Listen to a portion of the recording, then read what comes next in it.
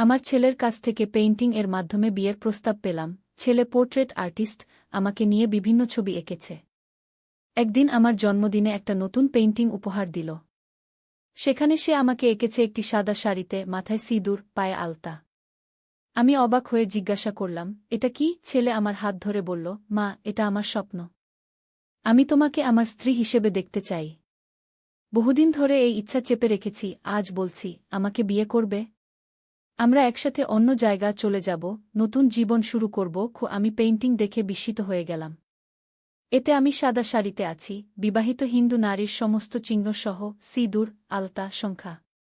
অবিক, এটা কি? আমি কাপা কণ্ঠে জিজ্ঞাসা করলাম। তুমি আমাকে এভাবে আঁকলে কেন? মা, এটা আমার স্বপ্ন, অবিক গম্ভীরভাবে বলল।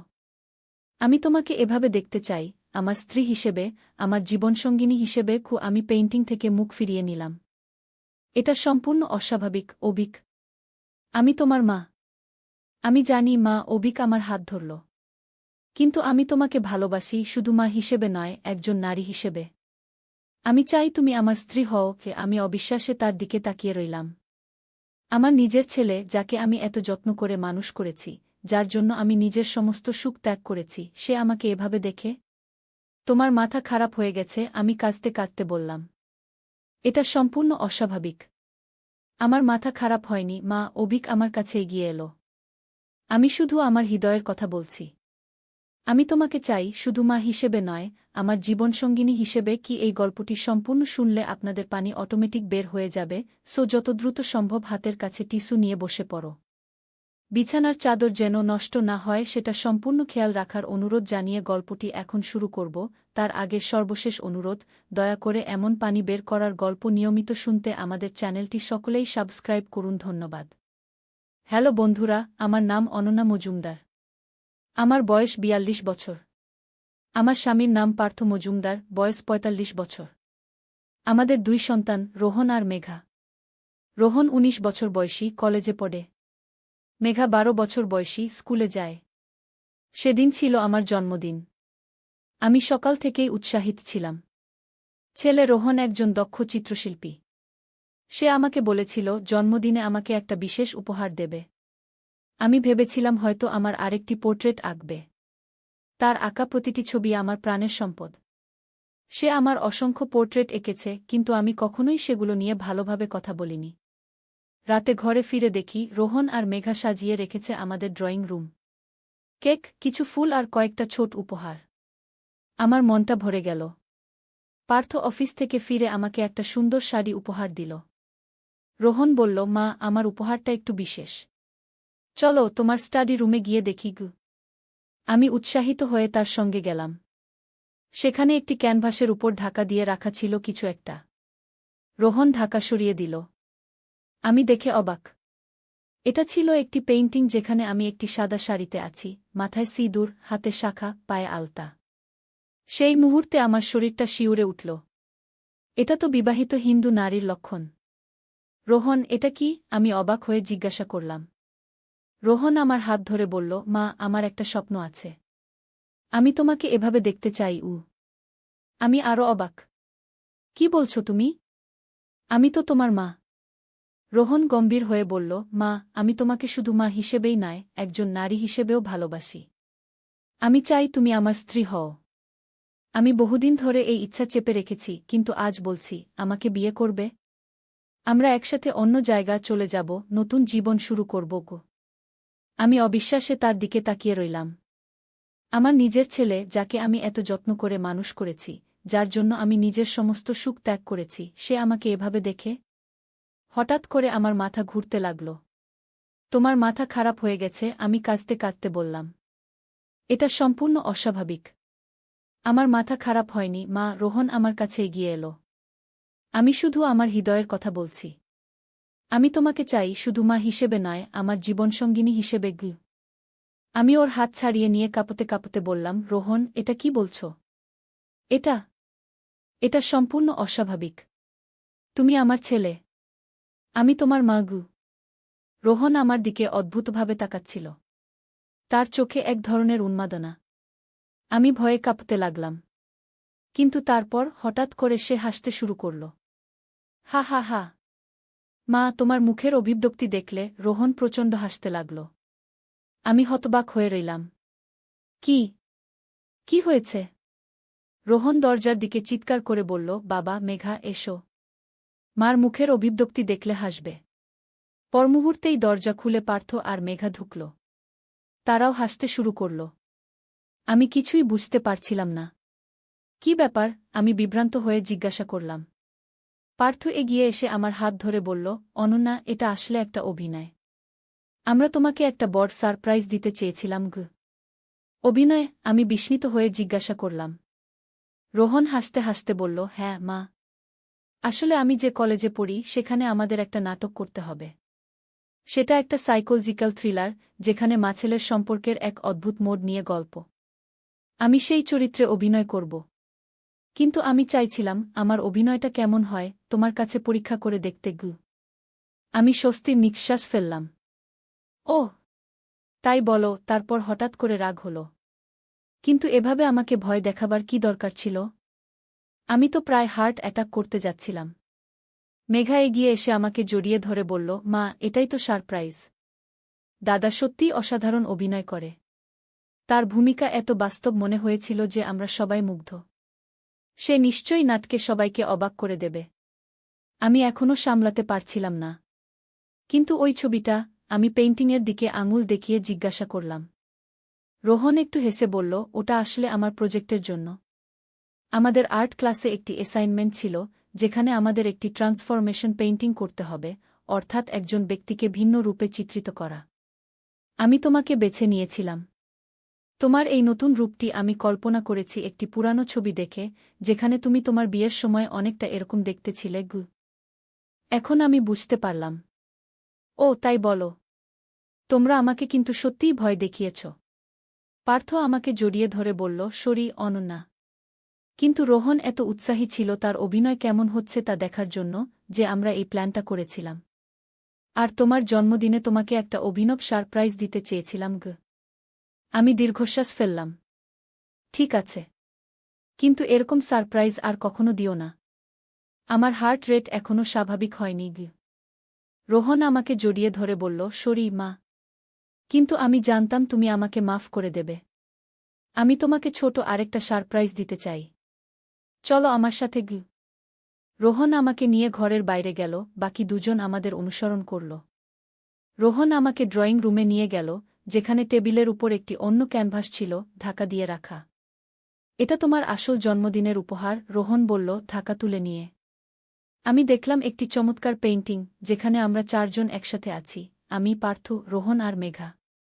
এটা ছিল একটি পারিবারিক পোর্ট্রেট, এত বাস্তব যে মনে হচ্ছিল যেন একটি ফটোগ্রাফ। আমাদের মুখে হাসি, চোখে ভালোবাসা। এটা অসাধারণ ছিল। রোহন, আমি অবাক হয়ে বললাম। এটা এটা অসাধারণ। রোহন হাসল। তোমার পছন্দ হয়েছে মা? আমি তাকে জড়িয়ে ধরে বললাম, হ্যাঁ, খুব ভালো লেগেছে। এটা আমার সবচেয়ে প্রিয় উপহার হবে গে। মেঘা বলল, মা, আমাদের আরও একটা সারপ্রাইজ আছে। দাদা অতিরিক্ত ফলো করতে গিয়েও শেষে ভালো কিছুই করেছে। আরও সারপ্রাইজ? আমি জিজ্ঞাসা করলাম। আশা করি এবার আমাকে ভয় দেখাবে না গি। পার্থ হাসল। না, এবার তোমাকে খুশি করবে। আমরা তোমার জন্য একটা স্পেশাল ট্রিপ প্ল্যান করেছি। আগামী সপ্তাহে আমরা একসাথে হিমালয়ে যাব। তুমি সবসময় পাহাড়ে যেতে চেয়েছিলে, তাই না? আমি অবাক হয়ে তাদের দিকে তাকালাম। এটা সত্যিই আমার জন্য একটা বড় সারপ্রাইজ ছিল। আমি সবসময় হিমালয়ে যেতে চেয়েছিলাম, কিন্তু কখনো সময় পাইনি। সত্যি? আমি উত্তেজিত হয়ে জিজ্ঞাসা করলাম। হ্যাঁ, রোহন বলল। আমরা একসাথে দার্জিলিং যাব। আমি সেখানে অনেক স্কেচ করব, বিশেষ করে সূর্যোদয়ের সময় কাঞ্চনজঙ্ঘা। আমার কলেজের ছুটি শুরু হচ্ছে আর মেঘারও স্কুলে ছুটি। বাবাও অফিস থেকে ছুটি নিয়েছে। শুধু তোমার ছুটি দরকার। আমি আনন্দে হাসলাম। আমি কাল থেকেই ছুটির আবেদন করব। এভাবেই শেষ হলো আমার জন্মদিনের দিনটি, প্রথমে ভয়ের মুহূর্ত, তারপর স্বস্তি, আর পরে আনন্দ। আমি জানতাম না যে এই ট্রিপ আমাদের জীবনকে সম্পূর্ণ বদলে দেবে। আগামী সোমবার সকালে আমরা যাত্রা শুরু করলাম দার্জিলিংয়ের উদ্দেশ্যে। রোহন খুব উৎসাহী ছিল, কারণ সে এখানে অনেক কিছু আঁকতে চাইছিল। মেঘা উত্তেজিত ছিল, কারণ সে কখনো পাহাড়ে যায়নি।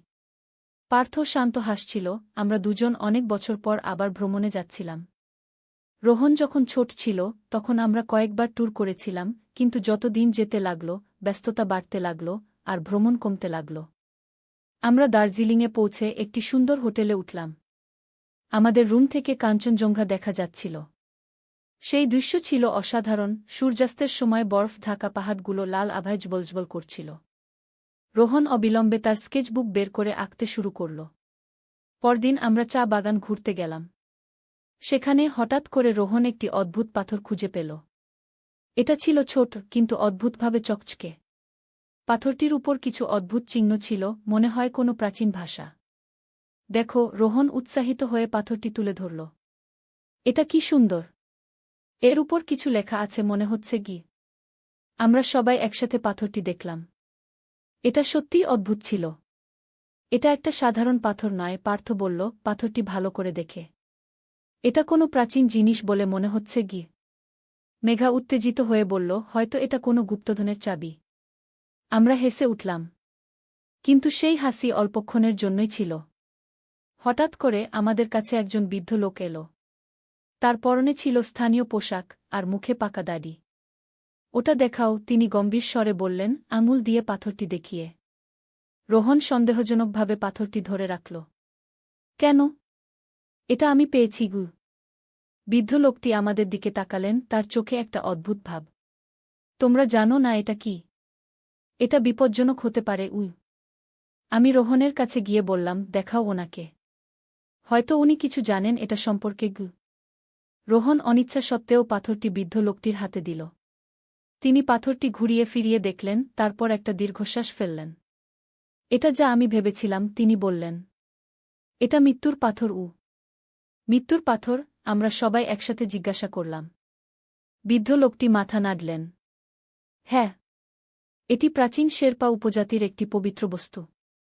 কথিত আছে যে এই পাথর স্পর্শ করে তার জীবনে অদ্ভুত ঘটনা ঘটে। কখনো সুখের, কখনো দুঃখের। রোহন চোখ বটবট করে জিজ্ঞাসা করল, কিন্তু আপনি এটাকে মৃত্যুর পাথর বললেন কেন? বৃদ্ধ লোকটি নিচু স্বরে বললেন, কারণ এই পাথরের সাথে একটি অভিশাপ জড়িত। ঐতিহ্য অনুসারে এই পাথর যার কাছে থাকবে তার পরিবারের কেউ একজন অদৃশ্য হয়ে যাবে গু। পার্থ হেসে উঠল। এসব কুসংস্কার। আমরা এতে বিশ্বাস করি না গি। বৃদ্ধ লোকটি গম্ভীর হয়ে বললেন, বিশ্বাস না করাটাই ভালো। কিন্তু সাবধান থাকা উচিত।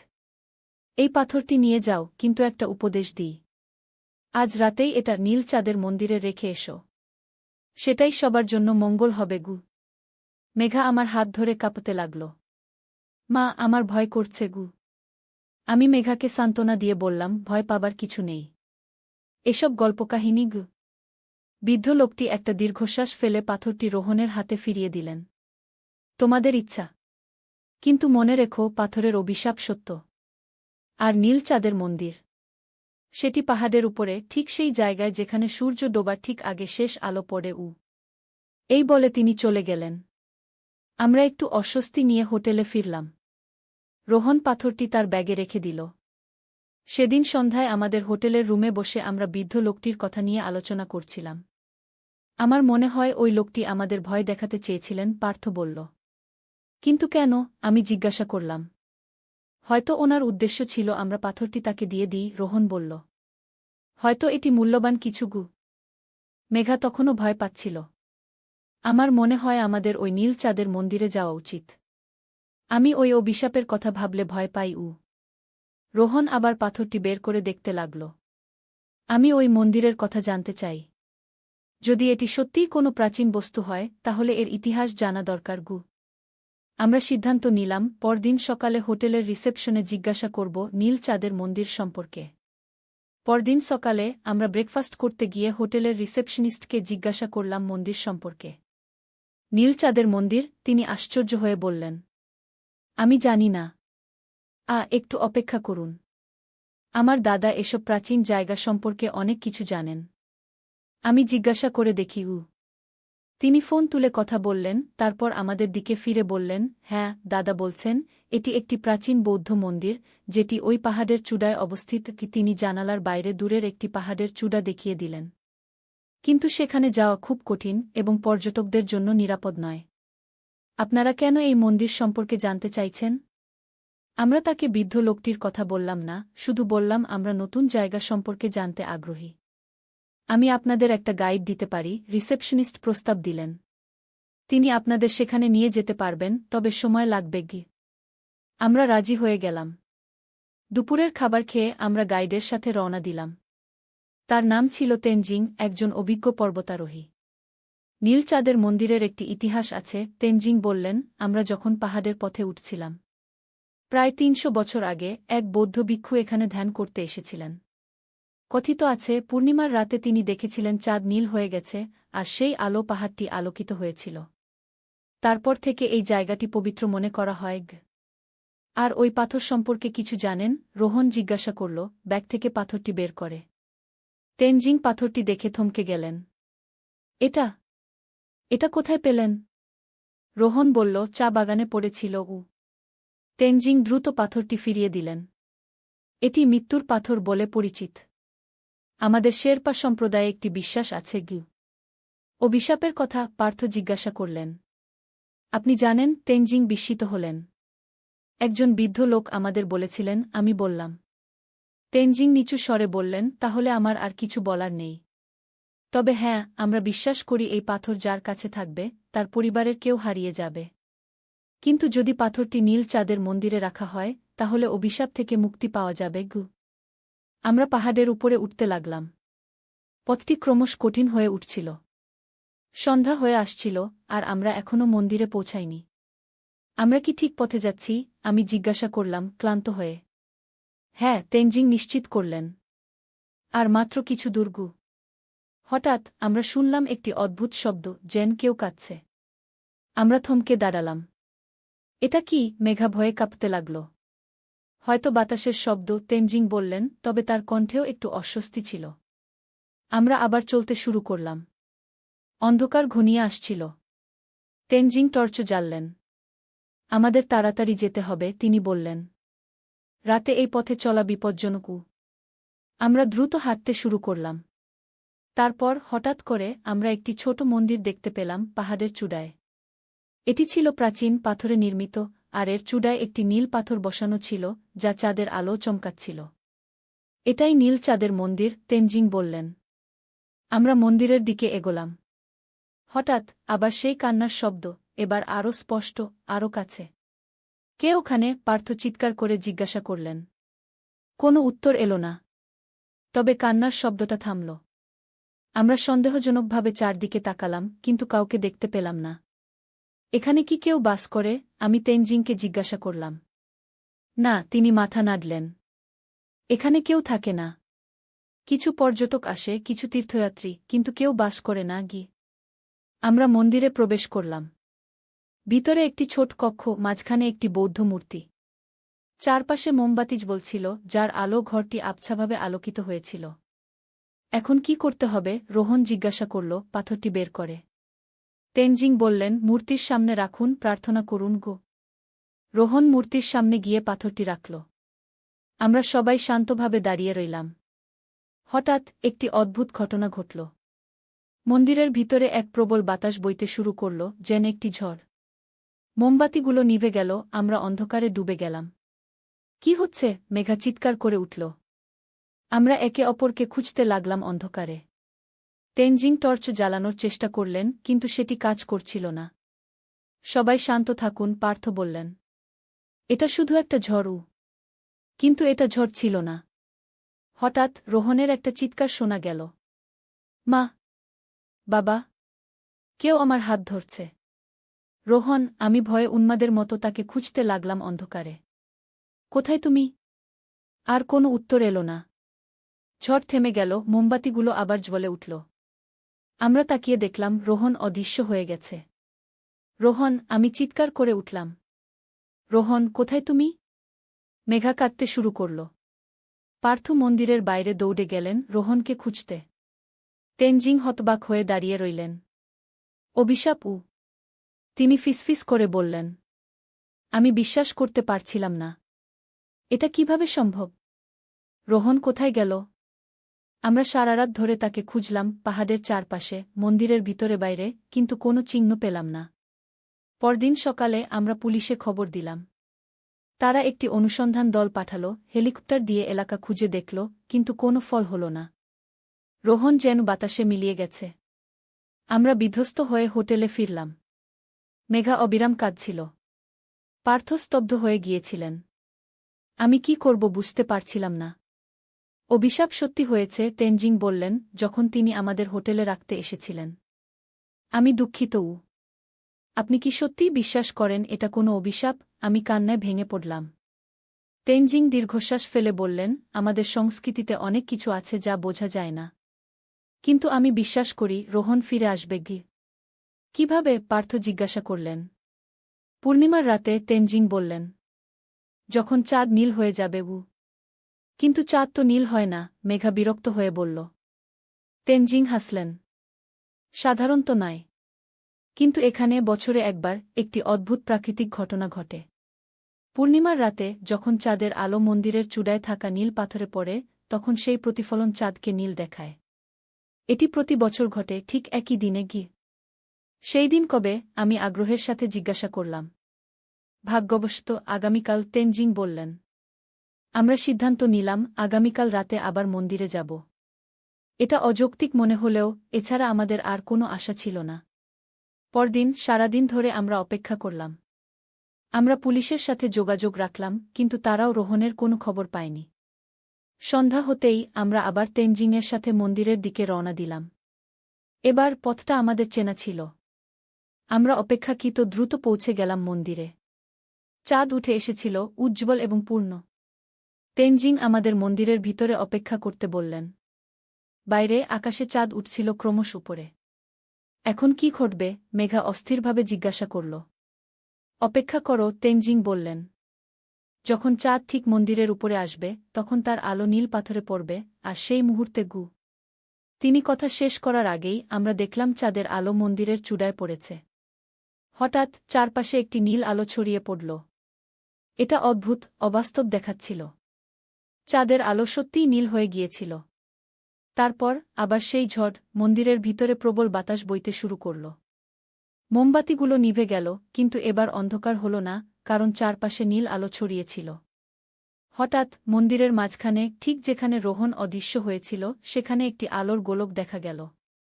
আমরা অবাক হয়ে দেখতে লাগলাম কিভাবে সেই আলোর গোলক ক্রমশ একটি মানুষের আকার নিচ্ছে। আর তারপর রোহন, আমি চিৎকার করে উঠলাম। সেখানে দাঁড়িয়ে ছিল আমার ছেলে, কিন্তু সে যেন বদলে গিয়েছিল। তার চোখে এক অদ্ভুত আলো, চেহারায় এক অভিনব প্রশান্তি। মা, সে ধীরে ধীরে বলল, যেন দূর থেকে কথা বলছে। আমরা সবাই তার কাছে ছুটে গেলাম, তাকে জড়িয়ে ধরলাম। তুমি কোথায় ছিলে? আমি কাঁদতে কাঁদতে জিজ্ঞাসা করলাম। রোহন আমাদের দিকে তাকালো, তার চোখে এখনও সেই অদ্ভুত আলো। আমি জানি না ঠিক কোথায় ছিলাম। এক অন্য জগতে, যেখানে সময় অন্যরকম, আলো অন্যরকম। কি দেখেছিলে সেখানে? তেনজিং আগ্রহের সাথে জিজ্ঞাসা করলেন। রোহন চোখ বন্ধ করে বলল, অসংখ্য অদ্ভুত জিনিস, যা বর্ণনা করা যাবে না। কিন্তু আমি একটা জিনিস বুঝতে পেরেছি, আমাদের জগৎ, এই বাস্তবতা, এটা শুধুমাত্র একটি অংশ। অনেক বাস্তবতা আছে একে অপরের সাথে যুক্ত। আমরা হতবাক হয়ে তার কথা শুনলাম। সেখানে আমি অনেক কিছু শিখেছি, রোহন আবার বলল। আমি শিখেছি ভালোবাসা সবচেয়ে শক্তিশালী শক্তি। এটা সময় ও বাস্তবতার সীমানা অতিক্রম করতে পারে। সে আমার দিকে তাকিয়ে বলল, মা, তোমার ভালোবাসাই আমাকে ফিরিয়ে এনেছে। যখন আমি সেই অন্য জগতে ছিলাম, তখন তোমার ডাক শুনতে পেয়েছিলাম। তোমার কান্না, তোমার প্রার্থনা আমাকে পথ দেখিয়েছে। আমি আবার তাকে জড়িয়ে ধরলাম। আমি তোমাকে কখনো ছাড়ব না। রোহন হঠাৎ দুর্বল হয়ে পড়ল। আমি ক্লান্ত, খুব ক্লান্ত। আমরা তাকে সাহায্য করে হোটেলে ফিরে এলাম।